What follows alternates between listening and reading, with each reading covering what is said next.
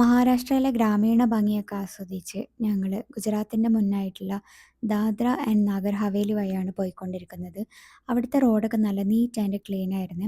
അങ്ങനെ അതൊക്കെ കഴിഞ്ഞ് ഞങ്ങൾ ഗുജറാത്ത് എത്തിയപ്പോൾ പിന്നെ റോഡിൻ്റെ കണ്ടീഷൻ നല്ല മോശമായിരുന്നു.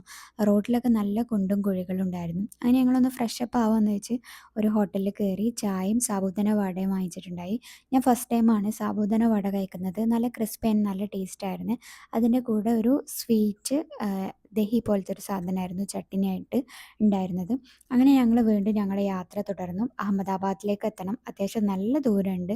ബട്ട് എന്താണെന്ന് വെച്ചാൽ വഴിയിൽ ഞങ്ങൾക്കൊരു നല്ലൊരു പണി കിട്ടി. ഞങ്ങളുടെ ടയറൊന്ന് പോയി. ഞങ്ങൾ പുതിയത് മാറ്റിയതായിരുന്നു.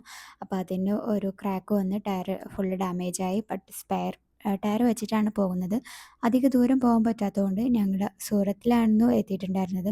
അപ്പോൾ അവിടെ തന്നെയുള്ള ഒരു ഹൈവേ ഹോട്ടലിൽ ഞങ്ങൾ റെസ്റ്റ് എടുക്കാമെന്ന് വെച്ചു. നാളെ ഞങ്ങൾ ടയറൊക്കെ മാറ്റിയിട്ട് പിന്നെ അഹമ്മദാബാദിലേക്ക് പോകാമെന്ന് വെച്ചു. നല്ല ഹോട്ടലായിരുന്നു കേട്ടോ.